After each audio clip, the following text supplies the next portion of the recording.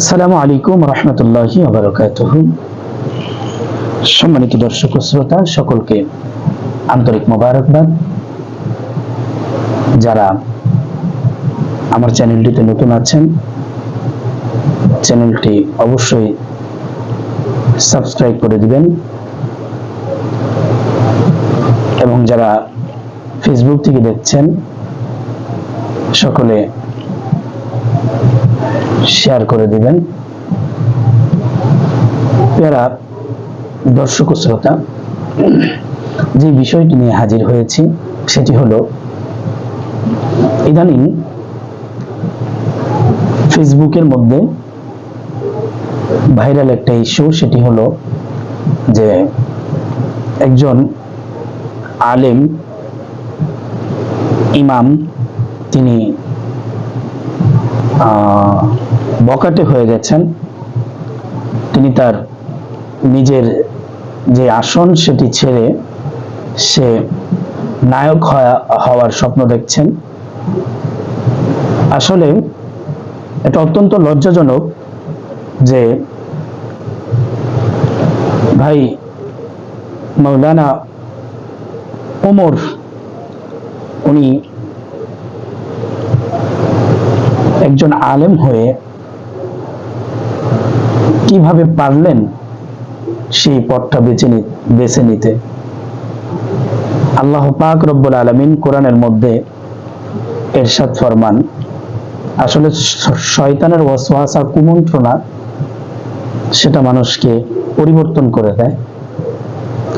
তো ভাইও মনে হয় শয়তানের ওয়াসওয়াসায় পড়ে গেছে।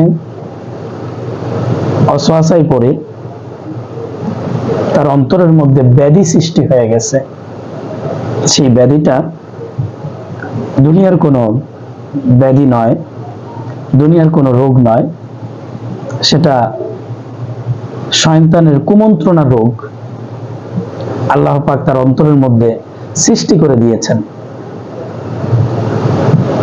সবাইকে আল্লাহ পাক হেদায়েত দেন না,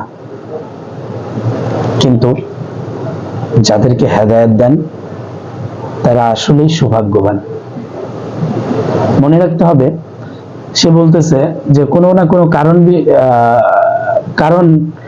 কারণে আমি এই পর্যায়ে চলে আসছি। আপনি যেই কারণেই চলে আসেন না কেন ভাই, আপনি আলেম ছিলেন, এটা আলেম হওয়ার পরে যে আপনি কিতাবাদি বুঝার পরে এরপরে আপনি এই পথে চলে আসছেন, এটা আলেমদের আসলে আলেম নামের কলঙ্ক। আপনি আলেম না, আলেমদের কে আপনি তুচ্ছ তাচ্ছিল্য করলেন এই বিষয়টি নিয়ে বা এই পথে চলে আসে। প্যারা হাজিরিন, আল্লাহ পাক রব্বুল আলামিন পবিত্র কালামের মধ্যে বলেন, ফি কুলুবিহিম মারাদুন ফাযাদাহুমুল্লাহু মারাদা ওয়া লাহুম আযাবুন আলীমুন বিমা কানু ইয়াকযিবুন। ফি কুলুবিহিম মারাদ, আল্লাহ তাদের অন্তরের মধ্যে রোগ ব্যাধি সৃষ্টি করে দিয়েছেন, তাদের অন্তরে রোগ হয়েছে। ফাযাদাহুমুল্লাহু মারাদা, আল্লাহ পাক তার এই রোগটাকে বাড়িয়ে দিয়েছেন।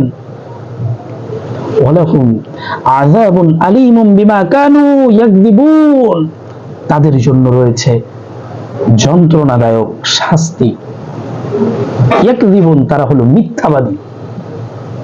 সে কখনো আলেম হতে পারে না, একজন আলেম কখনো এই পথে চলতে পারে না।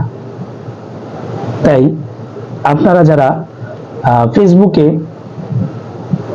এটাকে নিয়ে আলোচনা সমালোচনা করছেন, আমি তাদেরকে অবশ্যই বলবো যে আপনার বিবেককে কাজে লাগিয়ে আপনি আলেমদেরকে দোষারোপ করেন।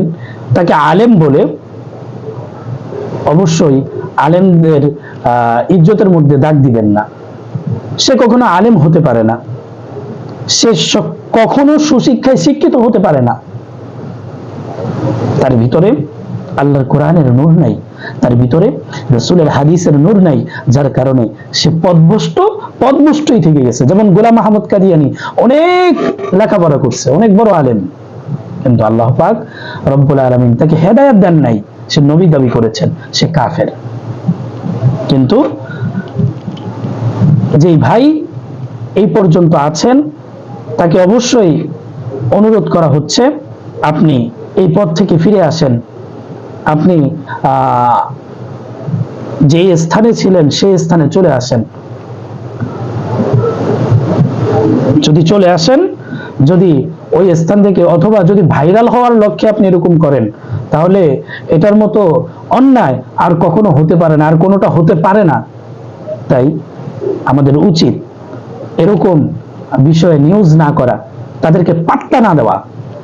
যারা ভাইরাল হওয়ার লক্ষ্যে এই আলেম থেকে মানে এই খারাপ পথে চলে আসে, আমরা তাদেরকে পাত্তা না দিয়ে আমরা আমাদের যেই গতি আছে সেই গতিতে এগিয়ে যাব। আল্লাহ পাক আমাদের সকলকে বোঝার তৌফিক দান করুক। সকলে বলি আমিন। ওয়া আখিরু দাওয়ানা আলহামদুলিল্লাহি রাব্বিল আলামিন। আসসালামু আলাইকুম ওয়া রাহমাতুল্লাহি ওয়া বারাকাতুহু।